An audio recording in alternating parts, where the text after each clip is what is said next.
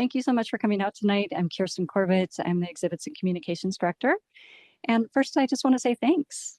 Thank you to our members, our donors, our board members, our volunteers who support all of our programs. And thanks to Dan for coming all the way up from Casper to talk to us tonight. I hear there were some pretty windy roads. Yeah. We're especially excited to welcome Dan tonight because he also did his research for his book, or a portion, when he was just getting started of his research for this book here at the History Museum. And that was back, you said, in 2017, 2018. Yeah. It was exciting for us to know that you were here in the archives researching, published your book, and now full circle, you're here to talk about it and present it to us. Yeah. So that's really, that's exciting for us at the museum too. Of course, Dan is really well versed and a great person to be doing this kind of work. He was a journalist in Washington and Wyoming for more than 25 years. Editor-in-chief of the Casper Star Tribune. And I'm going to look at my notes here. You also directed the Equality State Policy Center. Yeah.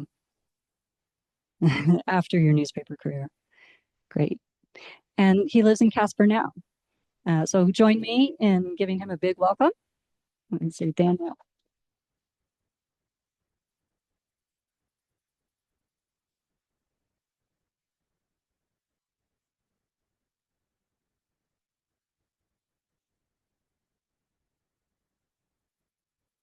Okay, can you all hear me? Excellent. Thank you for that nice introduction.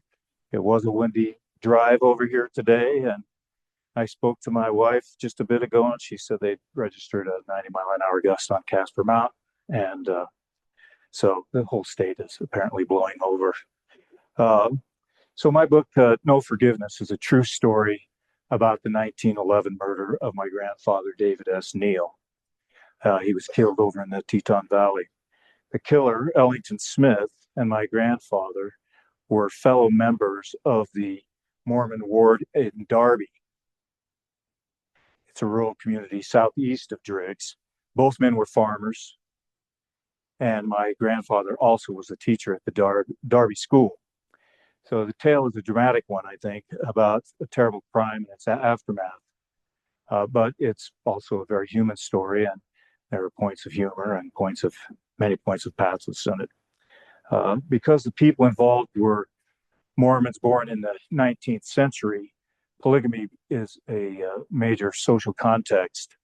And they grew up in Utah as the Mormon Church was fighting with the federal government, which was intent on shutting down polygamy in Utah and the rest of the West. I guess the church would have called it Deseret. This struggle had major consequences for many individual LDS families, including my own. My grandfather and his wife, Carrie Mae, grew up in Utah's Weaver River Valley, solid Mormon country, all downstream from Park City and its silver mines. Both David and Mae were raised in farming families that followed the Mormon principle of plural marriage. Their families were well aware of the U.S. government's increasing pressure. The Congress passed a number of laws starting in the 1860s, but really turned the screws on in the 1880s. Ultimately, the federal government enforcement of these laws prohibiting polygamy forced the church's top leaders into the underground. I mean, they disappeared from public sight for years. Others weren't so lucky and were imprisoned. Still, the church hung on to plural marriage until the federal government finally said, look, we're going to confiscate your temples if you don't end this practice. They had not confiscated or threatened to confiscate that property because they didn't think they could do that in a public meeting house, but because the Mormons require a special recommend to get into the temple, they said these are not public meeting houses, so we're going to take them. So the church buckled, and in 1890, the president, Wilford Woodruff, issued a manifesto ending the practice, at least publicly ending the practice. My grandmother's father likewise yielded. He had prepared for his incarceration for cohabitation in 1888 by splitting his farm between his two wives. But when the manifesto was issued, he permanently parted with his first wife and stayed with my grandmother, Karen Marie Sorensen Lewis, who's on the right, and they lived in this old farmhouse in Marion, Utah. My grandparents, David S. Neal and Carrie Mae Lewis, married in 1903. He was a graduate of the normal school, the teachers college at the University of Utah. After they were married, they traveled, lived at a couple posts in northern Utah until they decided that there was a better opportunity in Idaho. So they packed up, left for Idaho in 1906, and moved to the Darby area where they could homestead. So I'll just, this is an early 20th century map of the area. You can see Rexburg, which was one of the older towns there. Idaho Falls is out here, and then Driggs and Chapin right over here against the Wyoming border. Darby would be about right there. Rural community. They had a church and a school there, but there wasn't a business center or anything like that there. So, and just, I mean, I'm sure you guys don't need this, but I sometimes show this to other people just so you get an idea of where this is. So, Driggs, Darby would be right there. And so here's the Darby School in 1908. My grandfather with his class, a one-room schoolhouse. You can see the students ranged in age from, say, 6 or 7 to the late teens. My grandfather is the man with the tie on the back row there. And among his students was Ellington Smith's daughter, Mabel, who's back here on the back row. Planning the book, I expected to encounter contradicting accounts of the murder and its background, and I did. Certainly, my own family had told me that my grandfather's murder had was the result of a feud over water, and that was certainly how it was portrayed in the first news account. So, water fights were then and are now big news in the West, and the first news accounts focused on it. At the subsequent trial, Smith was arrested the day of the murder. After the subsequent trial, at which he entered an insanity plea, his attorneys repeatedly attacked Neal's reputation. The trial showed that there no doubt were other causes behind this. This is the Camas Current. This was the hometown newspaper in the Weaver River Valley for the Neals. This is an extra they put out. It was a weekly. They put out this extra because people wanted to know about what had happened. This story had told about the murder and then about Dave's funeral. Like I say, Smith was found guilty in early 1912. The verdict was reported throughout the Intermountain region. This particular one was in the Ogden Standard. And, as a newspaperman, I have to appreciate this deck headline, which tells you the whole story. Murderer is found guilty, first case of its kind, resulting in a conviction. Here's the killer, he's guilty, and he's sentenced to life term in the Idaho State Penitentiary. Smith,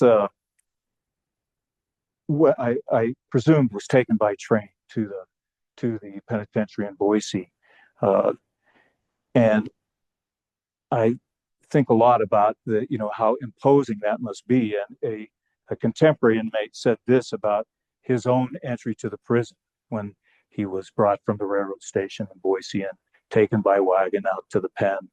And they come up to the door and he says,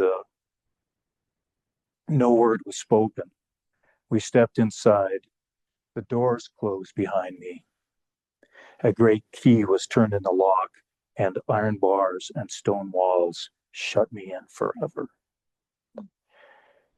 Smith, when he was processed in, given this ID, prisoner number 1884,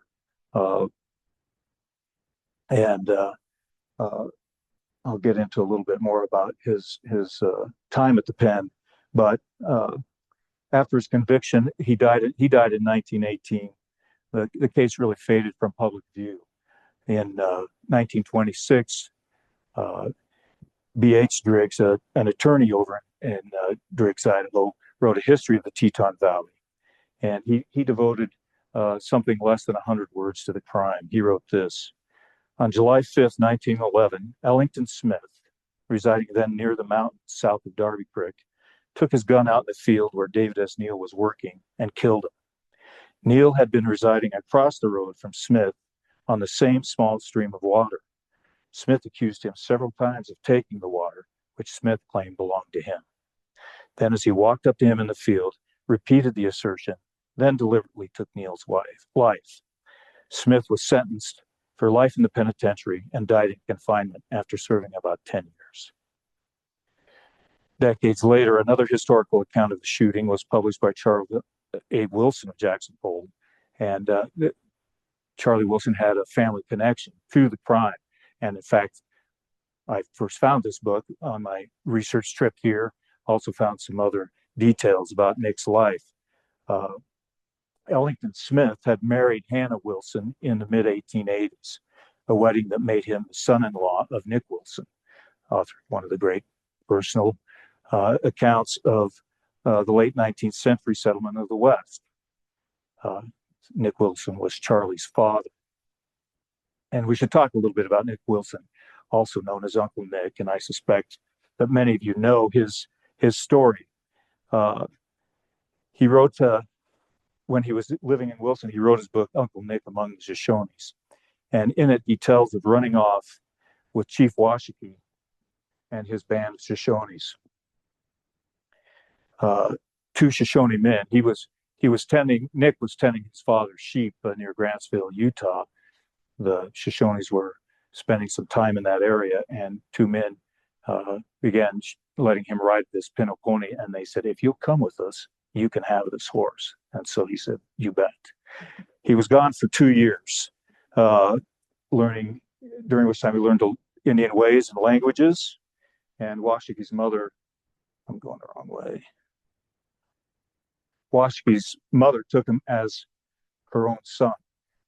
This is a photograph of Washakie, reportedly taken probably in Salt Lake City when Washakie was there making a trade or trading.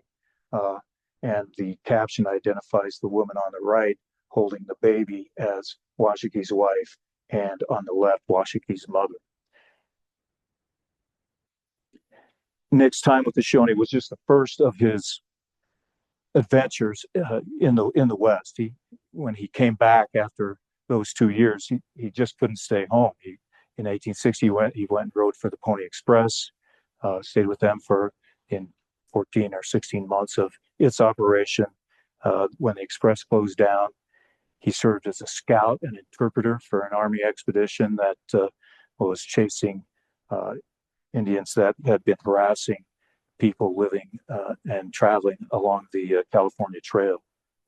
After scouting for the Army, he drove for the Overland Stage in Nevada, several routes in Nevada, and then later worked as a freighter, working in Nevada's silver country. Nick married his first wife, Matilda, in the 1860s. They lived in the Bear River country, southeastern Idaho, where Nick helped chase down rustlers. I mean, all these tales are in the book. Thieves. He was involved in a couple of Indian fights. He also developed a reputation for using Shoshone medicines to treat diphtheria, scarlet fever, and other diseases that sometimes would just run through these communities. And this was another discovery here at the museum, a tale of Nick treating people over in the Teton Valley and the Upper Snake River Valley when a diphtheria epidemic ran through the area. Nick was treating people in Ashland, Idaho, when 4 of his own children were sickened. I think they were in St. Anthony or Rexburg at the time, and he lost 4 of his own kids while he was treating other people. He called these days his wild days and said, "No year has passed without its rough and trying experiences, for it has been my lot to live always on the frontier." He became a polygamist himself in the mid-1860s when he was living on and farming in near Soda Springs, Idaho. It was there that the federal marshals caught up with other polygamists, including Nick, and he was jailed for about a year. He eventually, as you all know, homesteaded here in Jackson Hole, and it was here, or rather in Wilson, that he wrote the book Among the Shoshones. That book originally included an embittered account of how, as a young man, he lost his fiancée, the sweetest girl I ever saw, he wrote. And this is what happened. They planned their wedding. Nick was called to go off and protect cattle that were wintering down at Promontory Point with a number of other Mormon men. While he was there, they were there for weeks. He got a letter from his mother, and that letter warned him that, quote, "I was about to lose my girl, for she was going in second wife to an old man that stood high in the church." Nick slipped away to see his girl, and this absence was used by Mormon leaders in the Cache Valley, Logan, to ruin his reputation at a church meeting that he attended. A bishop called him a traitor for abandoning the cattle guards and said he was, quote, "worse than a Gentile." His sweet girl was lost. So, wary of how the public would view Nick's portrayal of these events in his book, the Mormon Church allegedly suppressed its distribution. Only 20 copies of this first printing are known to have survived. The text was purged, sanitized of the discussion of Nick's loss of his first fiancée, and was published in 1910 by the Skelton Book Company of Salt Lake City.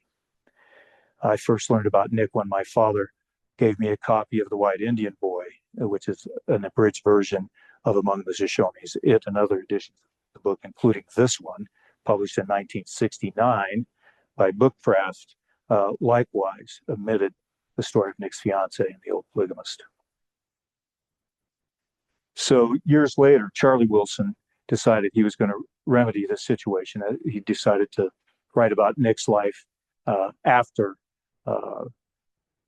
his tales in his own book, and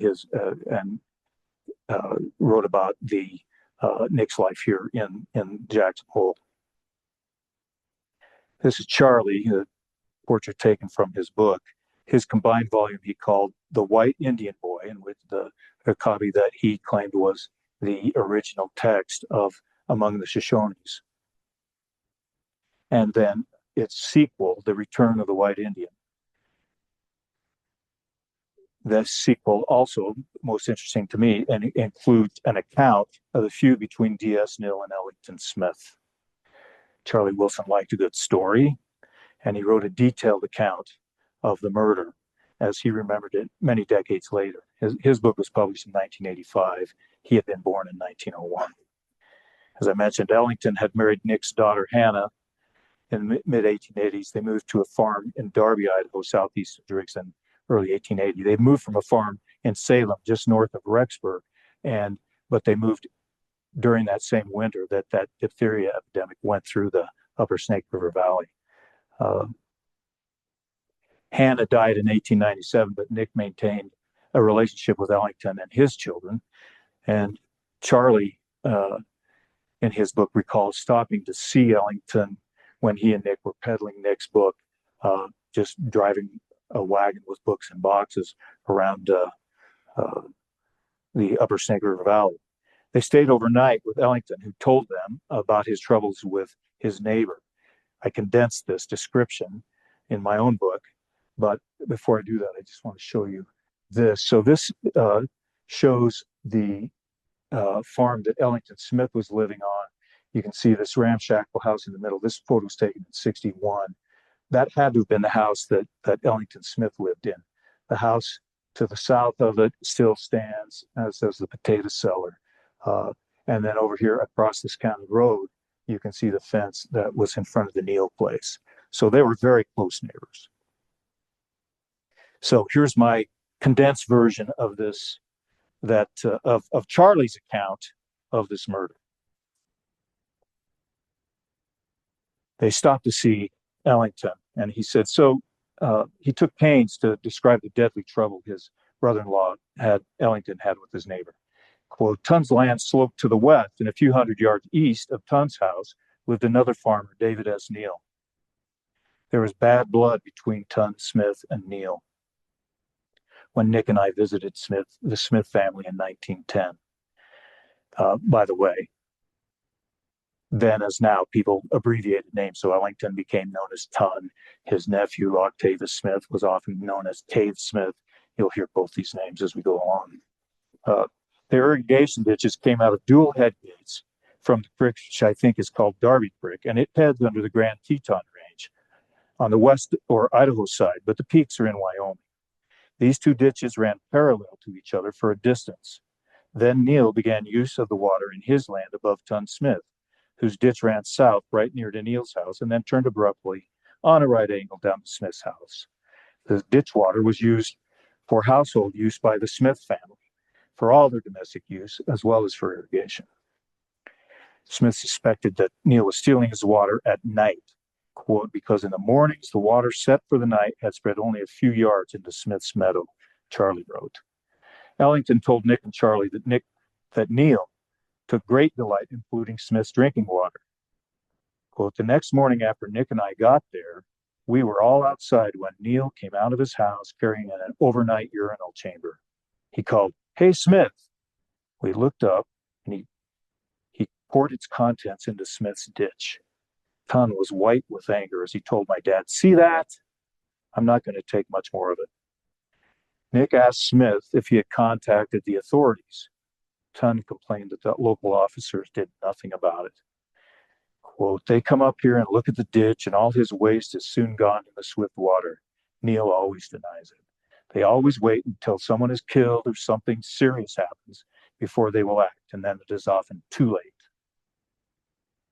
So Charlie and Nick left, and he remembered that after that, Nick told him that because he was worried, because he could tell that Teton was about ready to take the law in his own hands. I didn't know what Nick meant by that, but it was only about a week later that while we were pedaling around Rexburg, Idaho, we heard that Teton Smith was in jail in Driggs, waiting trial for murder. The next day, Nick drove them to Driggs, according to Charlie, and went directly to the jail there. Nick took Charlie inside with him. He told the warden that he was Teton Smith's father-in-law, and we were ushered right in to see Teton. I was plenty scared when they took us through 3 or 4 iron gates, which were all locked after us, until we reached Teton's cell. Well, Teton was sitting on an iron cot and was unshaven and looked haggard to me. He watched while Nick and Teton embraced. Then Nick asked Teton what had happened. Charlie said he sat on the iron cot beside Ellington and listened to Smith tell his story. Quoting Ellington, things got worse after you left. For 2 mornings straight, my ditch that passes Neal's house, the one we use for drinking water, was dry. It proved what I told you, that I thought he was stealing my water at night. Smith told Nick and his younger brother-in-law that a few mornings after they departed, he got up about 3 a.m. and rode his horse to the dual head gates that controlled flow into their ditches. Ellington found his head gate closed and Neal's wide open. I went back home. I'd been getting madder and more frustrated all the time over this water problem. And when he started pouring their piss pot into our ditch, you were there. Well, I decided it has to stop. The next morning, he rose about 2:30, loaded his old 45-70 rifle with, quote, 13 shells in the magazine and 1 in the barrel, and rode his horse Dick to the head gates. Mine was shut and all the water in Neal's ditch. I tied old Dick to some willows close by the head gates, out of sight, and waited there for Neal. He came about daylight, and he was afoot, but he had a shovel. It wasn't very light yet, but I could see him plainly. He started to open my head gate, and I stepped out where he could see me, and said, "All right, you water-stealing son of a bitch." And as he stood there with his mouth open. I shot him. God damn him. And not once. I put 14 bullets into his cussed carcass. And here I am.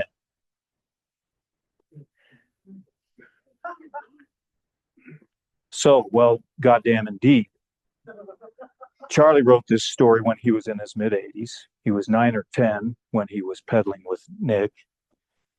And in his book, he warns readers that he was relying on his memory and not to hold him accountable for dates as he recounted his Wild West tales. This particular one would have made a good script for an old-style Hollywood Western, but he missed the mark. His facts are skewed, in fact, almost wholly off the mark. Here's my account of the murder at Darby. I relied upon court documents, penitentiary records, newspaper reports, and several trips to the site of the killing to put it together. The key account was a probate court deposition of an eyewitness just a few days after the murder.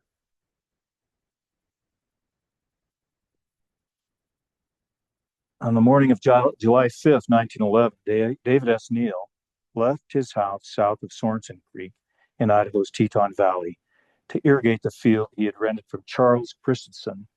He had milked his cows and put them out to pasture, then ate the breakfast cooked by his wife, May. Their 5 young children were asleep in their beds after celebrating Independence Day in town the day before. Dave and May talked about their good time in Driggs, enjoying the parade and fireworks. Most of the valley's residents took the day off to celebrate America's independence. The Neals had bumped into their good friends, the Hansons, Alma Hanson and his family. Hanson, like Dave, taught in a rural public school and, like Dave, was a farmer. They had a lot to talk about. Top of mind for Dave was his neighbor, Ellington Smith. The two had been feuding. Neal considered Smith mentally unstable. When Dave left May after breakfast, he picked up his shovel, walked around the north side of their house, hoping to avoid running into Smith. He walked the mile north to Christensen's field and began working. The valley, known then as the Teton Basin, sparkled in the early morning. Dave was taking water that flowed out of Darby Canyon, one of the many drainages that slide down into the valley from the divide created by the Teton Range. By early July, the spring torrents had subsided, beginning to fade like the lilac blooms that had scented the air a few weeks earlier. It was a glorious morning, windless, and the air fresh from the night's cooling. By 9 a.m., the day's heat had begun, and Neal was diverting water into the field. The basin was dotted with small farms, nearly all of them owned by pioneering Mormons. As Neal managed the water, he could see that Octavius Tave Smith, Ellington's nephew, had started on his morning chores in his own farmyard across the road. Tave had left his sleeping family in the house and saw Neal as he walked to his barn. His chores took time. Tave milked his cows, turned his horses out of the barn, then returned to his house and joined his wife, Ellen. She placed bowls of oatmeal before her young sisters, Ida and Essie, and her 2 young children. Tave offered a short blessing over the breakfast. They agreed that Essie would help Tave weed the garden behind the house. But first he had to tend to an irrigation stream running in his own field. Tave and Essie walked outside. Essie, just 13, went to the vegetable garden and kneeled to pull weeds from the rows of carrots. A mile south, sometime before 10 o'clock, Ellington Smith mounted his bay horse in his yard across the county road from Neal's place. He brought his rifle, a Winchester Model 86 repeater. The hills surrounding the valley were full of wildlife, not in the same numbers seen by the earliest settlers and the natives who preceded them, but there, just the same. The gun chambered a .40-82 cartridge used to kill large game animals like elk. The black powder cartridge imparted higher velocity to the large 260-grain bullet than others of its day, making it easier to shoot accurately. Smith had no plans to shoot elk. Smith rode the mile north of the road's end at its intersection with the Darby Canyon Road, which runs west from the south of Darby Canyon. The Darby Canyon Road separated Christensen's field on the north, where Neal was irrigating, from the homes of Octave Smith and Harvey Loveland to the south. Tave's house, garden, and fruit trees were planted along the southwest corner of the intersection. Harvey and his brother Oscar lived in a house 50 yards east of Tave's place. When his uncle rode up, Tave was hoeing carrots in his garden. Essie weeded, working on her knees. Ellington greeted him. Good morning. Morning time. Tave stopped hoeing. A lot of weeds. Oh, it's that time of year. Ellington slid down from his saddle and tied the horse to the corner of Tave's pole fence. Taking his rifle with him, Smith crossed the Darby Canyon Road, climbed the fence, and stepped into Christensen's field. Octave watched him. Must have seen a coyote, Tave thought. He'll shoot it. His uncle had not seen a coyote. Ellington strode out into the field and walked within shouting distance of Neal. It was a still day, but Neal, intent on his irrigation, had not seen him. Neal, you son of a bitch, why'd you steal my water? Neal turned to him. I never stole any water. I took my own water. Smith raised the rifle, sighted down the barrel, and pulled the trigger. Smashed him. The bolt sound of the blast reached Neal with the bullet. It smashed into his left shoulder, dropping him. In his vegetable garden, Tave stepped toward Essie. He shot Mr. Neal. Essie began crying and started for the house. Tave stopped her. Tave stood with his hoe in hand. He watched as his uncle, unsure or unsatisfied, walked closer to Neal, raised the gun, and fired a second time, putting the bullet into Neal's head. Tave looked away. Now certain that he'd killed his neighbor, Teton Smith walked back to the fence, crossed it, then crossed the Darby Canyon Road, and untied his horse from his nephew's fence. He said nothing to Tave and nothing to Essie, but swung up into the saddle and turned his horse west, riding slowly away from his nephew and past the dead man down in the ditch. Octave's wife came rushing around the house. Tave, Essie, come in with me and Ida. Essie ran to her and they went into the house. Tave instead turned away. Getting his horses into the barn somehow made sense in the moment. He grabbed their halters, put them in, and only then returned to the house, and the women huddled inside. Oscar Loveland appeared at their door. He knocked and pushed it open. Oscar and his brother Harvey had heard the shots and stepped out on their own porch to see Ton leave the field and ride away. He wasn't in no hurry, Oscar observed. They agreed that the constable must be informed. Someone had to tell May Neal. Oscar walked back to his own place and conferred with Harvey. A few moments later, Tave saw Oscar set off down the road the killer had ridden up. He had a mile-long walk to figure out how to deliver the news to a woman who did not know she was a widow. Harvey went the other way, crossing into Christensen's field and walking toward Neal. He pulled the dead man out of the ditch, seemed the right thing to do, and slowly walked back to his porch. Time slowed. Octave waited a few minutes, then called from his porch to his neighbor. They should go cover the body. Tave went to his barn and found a canvas, met Harvey in the road, and they walked to the dead man. They saw that the wounds bled and the blood slowly seeped into the dirt. Tave straightened Neal's arms, and Harvey helped spread the canvas over him. No wind. It would stay in place. They walked back to their houses. One of them had to go find Constable Ellington. After shooting Neal, Smith rode on west, walking his horse.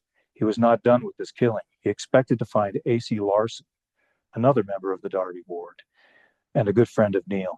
Andrew Larson, Smith believed, had conspired with Neal to harass him into selling his farm. The water theft, the threats Neal shouted at him, and other unmentionable, unthinkable insults were part of their twisted strategy. He knew Andrew Larson used the Darby Canyon Road when he returned home from his trips to Driggs. He'd run into him there or down on the main road connecting Driggs to Victor. But Larson got lucky that day. He chose a different route home, and Smith did not find him. Ellington turned the bay. He knew his fate. Deputy Pickett or the constable would find him and take him to St. Anthony in the county jail. Confident in his justification, he did not fear arrest. So you can see that Charlie Wilson wrote a rollicking story, but he stretched the facts to do it. Ellington Smith shot Neal while he was irrigating a rented field. Neither man was near a head gate. Smith tied his horse to a fence at a road intersection, not to some willows out of sight. He did shoot Neal with a rifle, but just twice, not 14 times. Smith pulled the trigger in mid-morning sunshine, not the earliest light of dawn. His own nephew watched him do it. And he was taken to the county jail in St. Anthony, the county seat. There was no jail in Driggs in 1911. So I visited the site last May. So here I'm looking east down the Darby Canyon Road. You can see the mouth of Darby Canyon in the background. This is the intersection. Cave Smith's house was on this side of the road. You can see moving to the right. The Loveland's house was there behind those trees that have since grown up. Here I am in the field. I'm looking across the road. This is the new owner of the Octave Smith place was remodeling the house. I was told that he didn't tear down the old house. He just built around and added to it. And then this is the old Loveland home, built about 1903, according to a neighbor. You can see how they could have just, this door pointed right at Octave Smith's place. So you can see how they could have stepped out and seen Smith as he, after he had just shot Neal.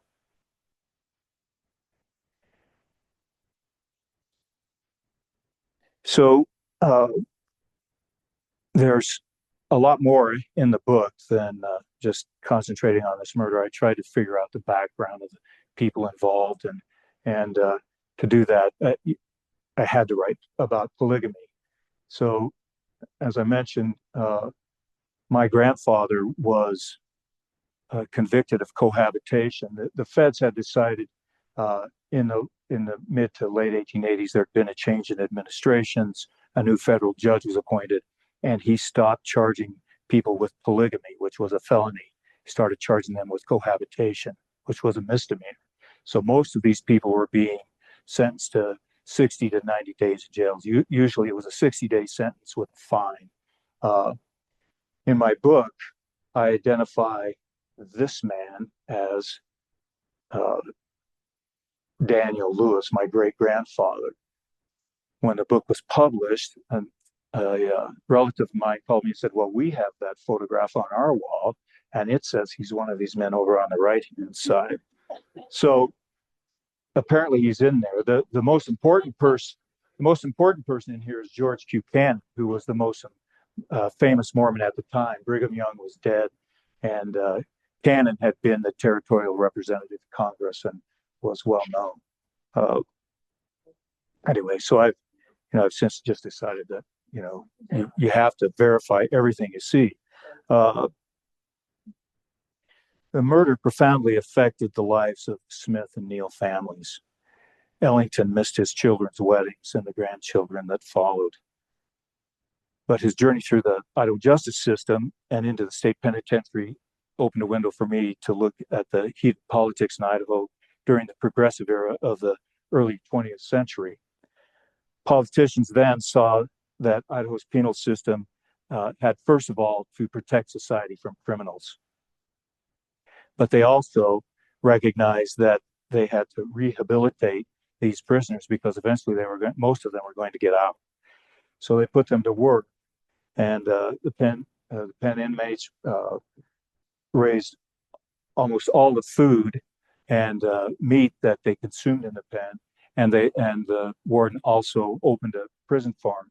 Here you see pen inmates working on the prison farm in about 1915. They also were put to work in the dining room. Inmate servers. Ellington Smith, as a trustee, was a cook. Other prisoners were put to work building highways around Idaho. Quite controversial politically, as you might imagine, with contractors. The murder left May Neal with 5 children, all of them under 8 years old. This is my father sitting in the middle. He was about 15 months old when his father was killed. May survived it. She leaned on her deep faith in the Mormon church, and she depended upon the love and help of her mother, who had moved up from Utah, and 2 sisters and a brother who also lived in the valley. So in his, oh, I need to point this out. This photo, so I'm going to make this work. This photo was taken at the time of the funeral in 1911, summer of 1911. This photo is 6 or 7 years later, and I think you can really tell the toll, the stress, and hard work had taken on May, standing in the back there. So I kind of want to conclude with the idea that, you know, my friend Tom Ray, a historian, has written that in a book called Devil's Gate about the area west of Casper that was the site of the cattle Kate lynching and so on. He said, you know, the stories run with the land, and those who own the land can own the stories at least for a time. He pointed out that the victor's version of the European conquest of the West was of the New World was far different than the history told by the people who were conquered. European version dominated for centuries, but Tom suggested that because it is truer, the native version in the long run may prove equally resilient.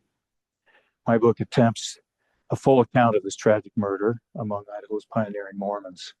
I know our knowledge is shrouded in a fog of distorted memories, gaps in records, and personal and political agendas. Other information records may surface later about this murder by Ellington Smith of my grandfather, David Neal, but this is what we have today.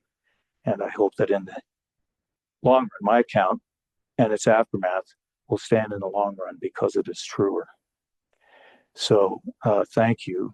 I also would like to introduce Martin Weston here, this gentleman sitting in the front. He is the grandson of Octave Smith. And we've chatted briefly. He has a different view of about how objective my book is than I do. But we can talk about it. And one of the things I've enjoyed most about this is that, this is living history. There are people here that knew these people that experienced this murder. So with that, thank you. And if there are any questions, I'd be happy to try to answer.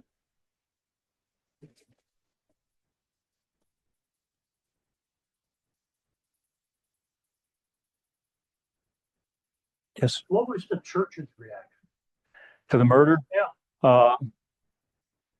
Well, I mean, the Teton Valley was pretty remote. And so these wards acted independently. They wouldn't be able to do this today, but after Smith was convicted, the Darby ward excommunicated him. My understanding of the way the church works these days, excommunication has to happen at a higher level than the local elders quorum. So, my grandmother was an active participant in the ward. She taught in their primary and the part of their services that they delivered to young adults. I know people helped her and helped take care of her, but I also know she worked very hard to raise those kids. Yes, sir. What was the trial like? Was it perfunctory or was it more controversial? Oh my God, the trial was a huge event. St. Anthony had just built a new courthouse, and it was packed. They said standing room only in this. I mean, hundreds of people going to this trial. It was covered by the St. Anthony newspaper, which was the county seat. This was before Drix was in Teton County. It was all part of Fremont County. And so the county seat was St. Anthony. And it was covered really well by a weekly, the Teton Peak Chronicle. But being a weekly, the whole trial was put out in one story. I got a hold of some court records. There weren't what would I call them? Actual transcripts. Sorry, trying to find a word here. There weren't transcripts of the trial, but the clerk did keep track of which witnesses were called each day. So because of that, I was able to dissect that really good account of the murder and then break it out and deliver it day by day. So yeah, it's quite good reporting, I thought. Yeah. How long were Smith and Neal neighbors prior to the shooting? And was there more to the dislike than just water, or was it rooted deeper into something else? Yeah, well, the trial raised a lot of things. Smith entered an insanity plea. His attorneys argued that my grandfather, the Darby school teacher, had made inappropriate gestures toward Mabel Smith, the young student I showed you in that picture. They also talked about how Smith had suffered a number of pretty serious farm accidents where he'd been hit hard in the head. They also noted that his mother, they thought, had suffered from what we would call depression these days. I forget what they called it, but yeah. What's the rest of your question? Sorry. How long were they neighbors? Oh yeah, that was a key aspect of this for me, because I had grown up assuming that my grandparents had homesteaded that place across from Smith before he was there. But in Octave Smith's deposition, he noted that he had earlier been close neighbors to Ellington. And then I dug out records from the state engineer's office, which showed that Ellington Smith, when they first moved to the valley, he had bought a farm north of Darby, Darby Canyon, he was part of this irrigation project that they called the Darby Bench Canal Project, and that irrigated farms right around Darby Canyon, not a mile south. And in fact, Charlie's account says that the head gates were up near Alta, which was miles away from where the murder happened. So I mean, he just didn't check his geography. But so finding those records that Smith actually had two farms was a big deal, because I realized that he moved to that second farm after my grandparents lived there. He knew that this small spring ran through their barnyard before it crossed the road and went to his house. They had pigs, they had cows, they had chickens. He knew that beforehand. So that was eye-opening to me, because I thought, well, if my grandparents moved in after this guy was there, maybe he had a pretty legitimate complaint, but it's pretty hard for me to countenance that, knowing that he bought that farm in 1903. My grandparents worked there in 1906, and he moved there about 1909, a couple of years before the murder. Yes, sir. That picture of the road that you had looking towards Darby Canyon, Yeah. the road that goes towards Darby Canyon, is that the one further north of the tree farm? I think it's 2,000 or 3,000. Yeah, it is the one that goes right to Darby Canyon. I mean, from that, I guess I can try to peel back there the right way. Yeah. Okay, so yeah, so there's Darby Canyon back here, and like I say, so that's Darby Bench Canal Project. I sort of assumed that the ditch was on the other side of the road at the time, but that may not be true. I just couldn't establish where the water was exactly. My grandfather there was a small spring on his property. And, one of the curiosities about all of this is that, I mean, these people had technology to address some of these problems. I mean, that spring since has been piped, so it goes down through the Smith place and the old Smith place, and was used by the people that owned it to irrigate their fields. My grandfather had filed a water right on that spring, and I think that might have been one of the things that tipped Smith into thinking he had to take action, because he must have heard that my grandfather had filed to take a water right on that spring, which maybe he hadn't bothered to do. And as here in Idaho, it's first in time, first in right. So, but on the other hand, springs have been piped for a long time. Why didn't they just pipe the spring? Why couldn't two members of the same ward, reasonably devout people, I think, why couldn't they work this out? And they couldn't. Yes, sir. So, post-murder, you have a widow now who, you know, has these children to raise, and across the street is equally another woman whose husband is in prison for life. Yeah. How did they get along after that? Is there a history of Well, I can tell you a little about that. I mean, Smith's wife had died. He never remarried, as near as I can tell. His son, he had a son named Joe who took over running that farm. And Joe, at the time of the murder, apparently was living on the farm north of Darby Canyon. So, in the course of my grandmother, after, I guess I skipped over that a little bit here. When Smith was in prison, the Idaho system at the time allowed for people to apply for a pardon, full reprieve, and there were very few limits on who could do this. You applied, and then the pardon board had to deal with it. Smith tried at least 4 applications. The first one he filed, he denied his insanity plea. He said he'd been poorly represented by what was one of the best law firms in Idaho Falls. But let's see, I'm losing my thread here a little bit. So in the course of doing these pardon applications, at one point his niece, who lived in Rexburg, coordinated an effort to get community support for the pardon application, and they circulated petitions in Driggs, Rexburg, Victor, all over that area, and in one of the last petitions, Ellington's niece wrote my grandmother because she knew she'd married and asked her if she would agree to the pardon. And in that letter, she also mentioned that, like she says, Joe's, my cousin's friends, my cousins tell me that you've treated them very well. So apparently she didn't hold the children responsible for the crime of their father. That's about all I know about that. how old were the two men with this up? My grandfather was, I think, 29. Let's see. Yeah, he was about 29.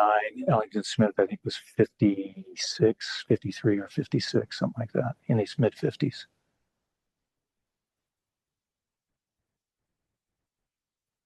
Okay. Thank you very much. I appreciate your time.